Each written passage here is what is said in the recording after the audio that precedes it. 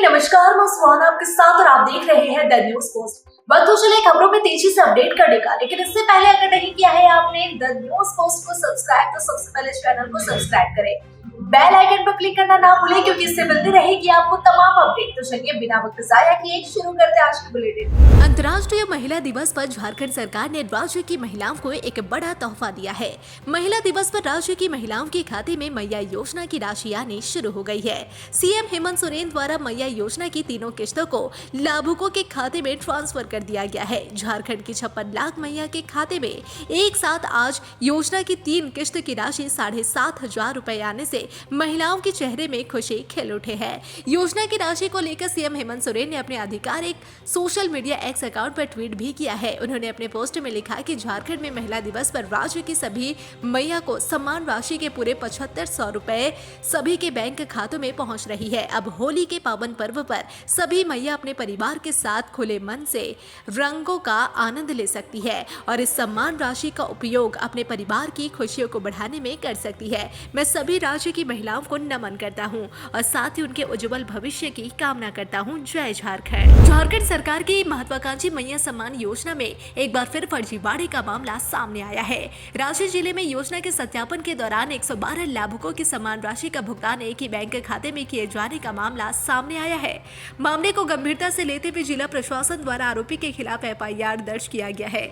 मामले के बारे में बताया जा रहा है कि तमाड़ प्रखंड के पंडुराजी गांव के कार्तिक पातर ने प्रज्ञा केंद्र संचालक के साथ मिलकर 112 आवेदकों के बैंक खाते को बदलकर सभी में एक ही बैंक खाता नंबर इनपुट कर दिया। प्रज्ञा केंद्र संचालक कार्तिक पातर का भाई है। वहीं रांची जिला दंडाधिकारी सह उपायुक्त मंजूनाथ भजंत्री ने अपील की है कि जो अपात्र व्यक्ति मैया सम्मान योजना का लाभ ले रहे हैं वे आवेदन देकर अपना नाम हटवा ले, अन्यथा दोषी पाने पर नियम संगत कार्रवाई की जाएगी। उन्होंने कहा कि योजना में फर्जीवाड़ा करने वालों के खिलाफ सख्त कार्रवाई की जाएगी। झारखंड की राजधानी से लेकर ग्रामीण इलाकों में हथियार गोलीबारी से पूरा राज्य दहल रहा है। अपराधी खुलेआम गोली चला रहे हैं, जेल से आदेश आता है और फिर खुलेआम जुर्म की दास्तान लिख जाती है।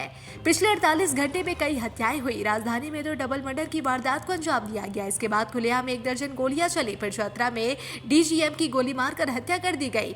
राज्य में बढ़ती आपराधिक घटनाओं पर DGP ने दावा किया कि मामला कंट्रोल में है। इधर सत्ता पक्ष के विधायक ने इन आपराधिक घटनाओं को लेकर बेतुकाब बयान दे दिया। जी हां, आपराधिक घटनाओं पर दिए गए राजद के विधायक संजय सिंह यादव का बयान यह बताने को काफी है कि सरकार में रहते हुए इन्हें सिर्फ सत्ता सुख से मतलब है। राज्य की जनता को लेकर वह कितना संवेदनशील है यह तो साफ साफ दिख रहा है। दरअसल राज्य में बढ़ रही आपराधिक घटनाओं को लेकर विधायक ने बयान दिया कि अब इतनी आबादी है तो इतना तो होता रहेगा। वहीं इस मामले पर स्वास्थ्य मंत्री इरफान अंसारी से राज्य में चौपट हुई विधि व्यवस्था को लेकर सवाल किया गया तो उन्होंने भी घुमा फिरा कर बयान दे दिया। स्वास्थ्य मंत्री ने कहा कि क्रिमिनल कोई बोल के थोड़ी आता है, इसमें सरकार क्या कर सकती है। हम ही कहीं जा रहे हैं और कोई मार दे तो क्या करेंगे। हमारी पुलिस अलर्ट है और सभी पर कार्रवाई कर रही है।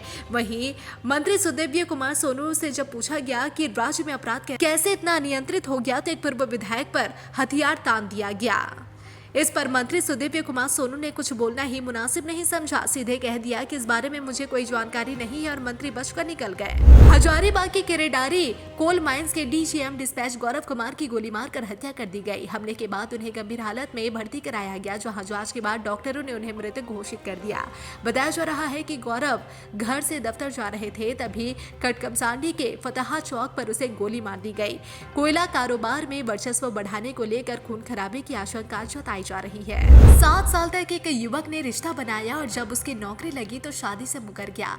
यही शिकायत लेकर एक युवती शनिवार की सुबह थाने पहुंची। इसके बाद पुलिस मामले की तहकीकात में जुट गई। बता दें कि रामगढ़ जिले के भदानी नगर थाना क्षेत्र की रहने वाली एक युवती ने लपंगा चौकिया टांड निवासी अनिल कुमार बेदिया पर शादी का प्रलोभन देकर यौन शोषण करने का आरोप लगाया है। इस संदर्भ में युवती ने शनिवार को पुलिस अधीक्षक रामगढ़ से शिकायत की है। आवेदन में उसने बताया है कि अनिल कुमार बेदिया विगत 7 वर्षों से शादी का प्रलोभन देकर यौन शोषण कर रहा है। 7 वर्ष पूर्व उसने अपने माता पिता से भी मिलाया था, जो दोनों की शादी को लेकर तैयार थे।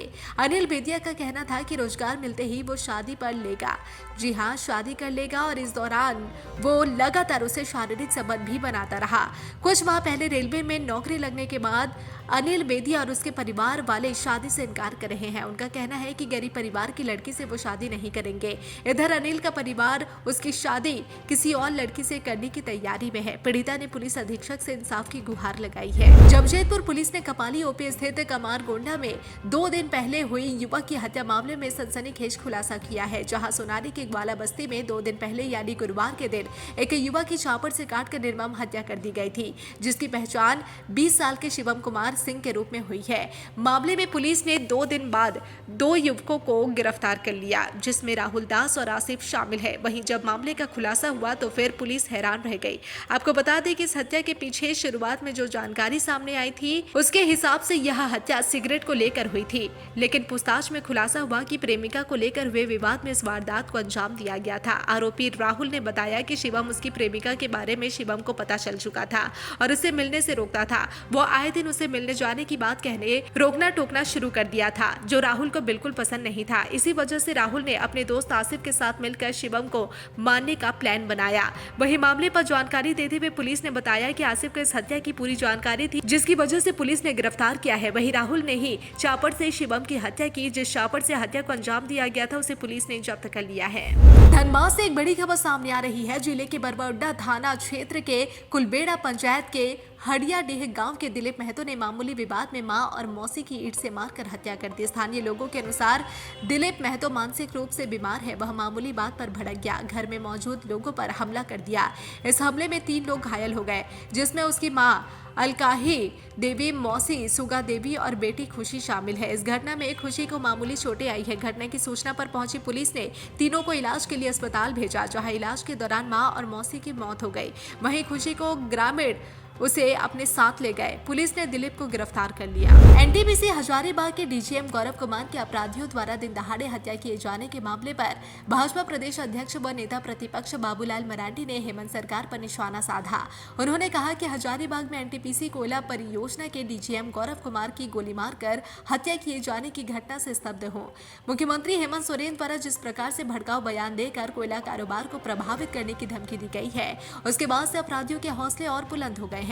बाबूलाल मरांडी ने कहा कि 7 मार्च को रांची में एक कोयला कारोबारी के ऊपर जानलेवा हमला होने के बाद भी पुलिस सचेत नहीं हुई। अंततः अपराधियों ने एक युवा होनहार अधिकारी की जान ले ली। हेमंत सोरेन ने अपराधियों को उकसाकर कोयला कारोबार में खूनी संघर्ष का आगाज कर दिया। न जाने कोयले के काले कारोबार में कितने निर्दोष लोगों की जान यह सरकार लेगी। उन्होंने कहा कि झारखंड में धनबाद, बोकारो, रामगढ़, हजारीबाग, चतरा के इलाके से प्रतिदिन हजारों ट्रक कोयले की चोरी सरकारी तंत्र के संरक्षण में हो रहा है, जिसकी वसूली का पैसा नीचे से ऊपर तक बढ़ रहा है।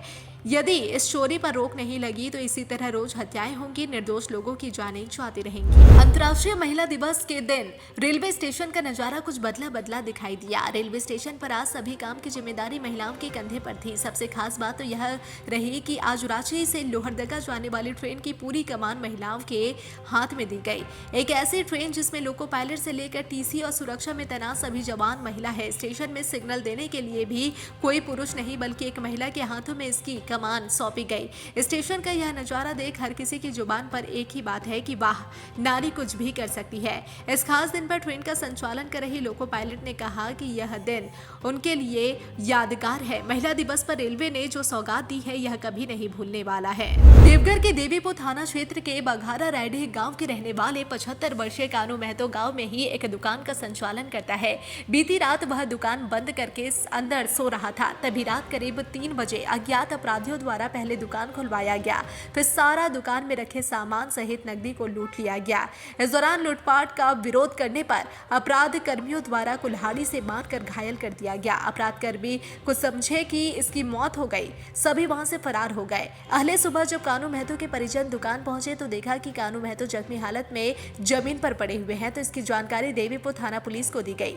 तुरंत घटनास्थल पर पुलिस पहुंची और घायल कानू महतो को सदर अस्पताल ले गए, जहां उसका इलाज किया जा रहा रहा है। फिलहाल इसकी स्थिति गंभीर बनी हुई है। पुलिस पूरे मामले की छानबीन में जुट गई है। 100 रुपए लेकर या मोबाइल गिरवी रखकर अस्पताल में मरीजों और उनके परिजनों को कंबल, व्हीलचेयर और रजिस्ट्रेशन दिया जा रहा था। इसकी जानकारी के बाद सांसद मनीष जायसवाल शनिवार की सुबह वहां पहुंचे और सुपरिटेंडेंट को जमकर फटकार लगाई।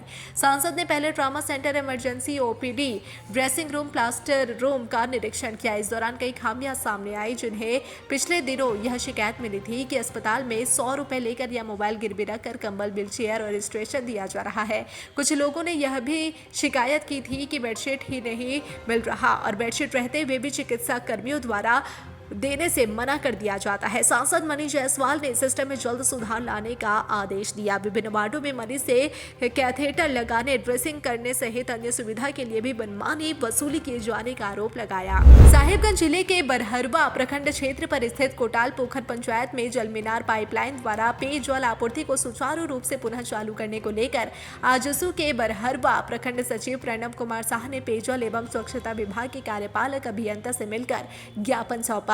आजसू नेता प्रणव कुमार के द्वारा दिए गए आवेदन पत्र में उल्लेख किया गया है कि विगत कई महीने से कोटाल पोखर पंचायत क्षेत्र में जलमीनार पाइपलाइन द्वारा पेयजल आपूर्ति अवरुद्ध है, जिसके कारण समस्त पंचायतवासी पेयजल की कमी से जूझ रहे हैं। झारखंड विधानसभा में बालू के कालाबाजारी को लेकर धनबाद के विधायक राज सिन्हा ने सवाल उठाया था, जिसके बाद पूर्वी सिंहभूम में बीजेपी और झामुमो पार्टी आमने सामने आ गई है। दोनों ही दलों के नेता एक दूसरे पर आरोप प्रत्यारोप लगा रहे हैं। बीजेपी नेता डॉक्टर दिनेश नंद गोस्वामी ने कहा कि बहरागोड़ा में बालू का खेल झामुमो नेताओं के संरक्षण में चल रहा है। उनका साफ कहना है कि झामुमो के नेताओं के और जिला प्रशासन के देखरेख में बालू की कालाबाजारी हो रही है। प्रतिदिन रात भर सैकड़ों डंपर बालू अवैध तरीके से निकाला जा रहा है। जमशेदपुर से सटे गोविंदपुर का सनातनपुर गांव अब महिलाओं के नाम से जाना जाएगा। महिला दिवस पर इस गांव की महिलाओं को एक निजी संस्था मित्र ने इस भेंट को समर्पित किया है।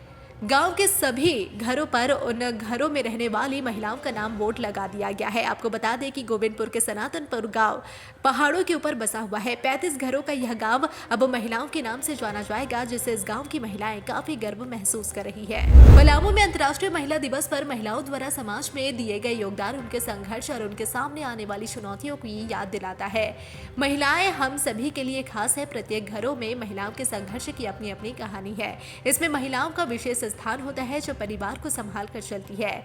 गुड गवर्नेंस व लोकतंत्र की मजबूती में महिलाओं की अहम भूमिका है। वर्तमान दौर में महिलाएं कहीं से भी कम नहीं है। पुरुषों के बराबर ही महिलाओं की हर कार्य में भागीदारी रही है, जो समाज के लिए अच्छा संकेत है। महिलाओं के आत्मविश्वास व आगे बढ़ने की ललक से यह प्रतीत होता है कि उन्हें अवसर मिले तो वे बुलंदियों पर पहुंचेगी। यह बातें उपायुक्त शशि रंजन ने कही। वे आज अंतर्राष्ट्रीय महिला दिवस सह फूलो झानो आशीर्वाद सम्मेलन को संबोधित कर रहे थे। सम्मेलन का आयोजन ग्रामीण विकास विभाग के पलाश झारखंड लाइवलीहुड प्रमोशन सोसाइटी की ओर से स्थानीय पंडित दीनदयाल उपाध्याय नगर स्मृति भवन में किया गया। वुमेन्स इंटरनेशनल डे के अवसर पर पुलिस अधीक्षक के द्वारा एक महत्वपूर्ण पहल की गई है। पलामू एसपी कार्यालय में ब्रेस्ट फीडिंग रूम और किड जोन की स्थापना की गई है, जिससे कार्यालय आने वाली महिलाओं को अपने शिशुओं की देखभाल के लिए एक सुरक्षित और आरामदायक स्थान मिल सके। पलामू एसपी रेशमा रमेशन द्वारा यह निर्णय लिया गया कि पुलिस कार्यालय में आने वाली महिलाओं को बेहतर सुविधा दी जाए, ताकि वे बिना किसी असुविधा के अपनी शिकायत दर्ज करा सके और अपने छोटे बच्चों की देखभाल भी कर सके।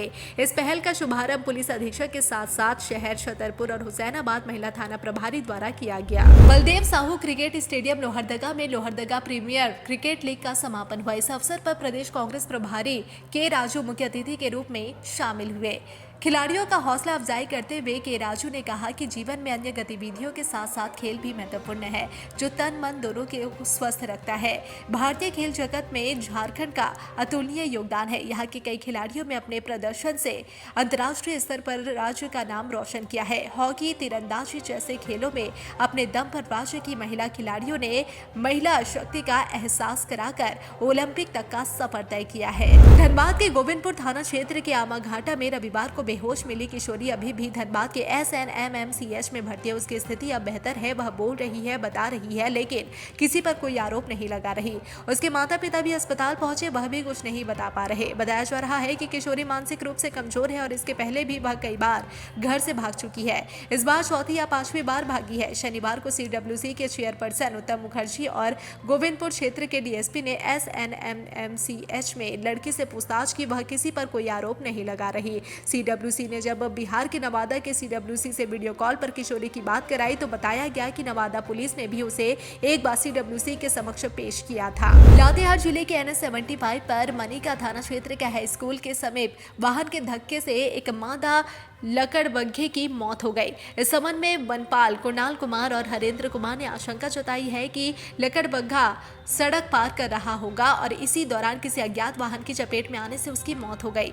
उन्होंने बताया कि शनिवार की सुबह आसपास के ग्रामीणों द्वारा सूचना मिली कि हाई स्कूल के पास एक लकड़बग्घा मृत अवस्था में पड़ा है। इसके बाद इसकी जानकारी रेंजर को दी गई। रेंजर के निर्देश पर वनपाल कुणाल कुमार और उनकी टीम ने लकड़बग्घे के शव को अपने कब्जे में लेकर लातेहार राजकीय पशु चिकित्सालय लेकर आए, जहां उसका पोस्टमार्टम कराया गया। इस संबंध में डॉक्टर अभिनंदन ने बताया कि लकड़बग्घे के जबड़े और छाती के आसपास चोट के निशान मिले हैं। विस्तृत जानकारी पोस्टमार्टम रिपोर्ट आने के बाद ही मिल पाएगी। दूसरी ओर वन विभाग की टीम घटनास्थल के आसपास लगे CCTV कैमरे की जांच कर रही है। चोरों का मनोबल इस कदर बढ़ा हुआ है कि अब वे झारखंड के प्रसिद्ध रजरप्पा स्थित मां छिन्नमस्तिका मंदिर परिसर में बने मंदिरों को भी निशाना बनाने में लगे हैं। मां छिन्नमस्तिका मंदिर परिसर रजरप्पा के 6 मंदिरों की दान पेटी तोड़कर चोरों ने हजारों रुपए की चोरी कर ली। इस बाबत मंदिर स्थित कुमुद प्रीत साधना आश्रम के मैनेजर अजय कुमार ने थाने में शिकायत दर्ज कराई है। मैनेजर अजय कुमार का कहना है कि मंदिर प्रक्षेत्र के 6 मंदिरों की दान पेटी का ताला तोड़कर चोरों ने सारे रुपए उड़ा लिए। चोरों ने शिव मंदिर, गणेश मंदिर, वटुक भैरव मंदिर, मनसा मंदिर, राधा कृष्ण मंदिर, हनुमान मंदिर, शोरसी मां अष्ट मंदिर की दान पेटी को निशाना बनाया है। बताया जाता है कि आरती के बाद मेन गेट का ताला तोड़कर पुजारी चले गए थे। सुबह लोगों को एक साथ 6 मंदिरों की दान पेटी तोड़े जाने की सूचना मिली। गढ़वा जिले के खरौंधी थाना क्षेत्र के चांदनी गांव में शुक्रवार की रात भालू के हमले में 10 लोग घायल हो गए। घायलों में चांदनी गांव निवासी तौफीक अंसारी, कैल प्रजापति, मोती चंद राम, DC प्रजापति शामिल है। शनिवार की सुबह सभी घायलों को स्थानीय अस्पताल में भर्ती कराया गया, जहां सबका इलाज चल रहा है। स्थानीय लोगों ने बताया कि केतार से भालू रात को चांदनी गांव पहुंचा। गांव पहुंचकर रात में ही लोगों को दौड़ाना शुरू कर दिया। किसी तरह लोग हमले से बचने की कोशिश करते रहे। इसी क्रम में भालू नंदलाल मेहता की झोपड़ी में चला गया। वहां करीब 5 घंटे तक पड़ा रहा। वन विभाग की टीम ने भालू को पकड़ने के लिए लातेहार से भी टीम को बुलाने का प्रयास किया। शनिवार की सुबह लगभग 4 बजे भालू झोपड़ी से निकलकर भाग गया। बाद में वन विभाग की टीम भी वापस लौट आई। इधर स्थानीय लोगों ने भालू के हमले से बचने के लिए वन विभाग से मदद मांगी है।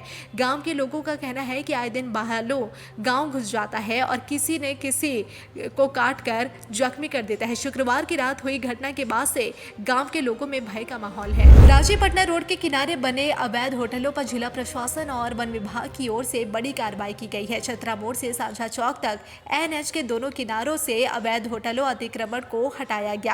वन क्षेत्र की भूमि पर बने अवैध होटल और झोपड़ियों के विरुद्ध हजारीबाग पश्चिमी वन मंडल के प्रशिक्षु DFO मोहित बंसल और ACF AK परमार के नेतृत्व में कार्रवाई की गई। संदर्भ में प्रशिक्षु DFO ने बताया कि DC के निर्देश पर वन विभाग की टीम ने सड़क किनारे बने अवैध होटलों और झोपड़ियों पर बुलडोजर चलाया है। यह कार्रवाई अवैध अतिक्रमण के खिलाफ नियमित अभियान का हिस्सा है। उन्होंने कहा कि सड़क किनारे बने ये होटल और झोपड़ियां वन भूमि पर अवैध रूप से बनाए गए थे। हेमंत सरकार के मंत्री योगेंद्र प्रसाद के राजनीतिक विरोधी लंबोदर महतो क्यों कह रहे हैं कि मंत्री की विधायकी जाएगी? कानून से ऊपर ना कोई विधायक है और ना ही कोई मंत्री।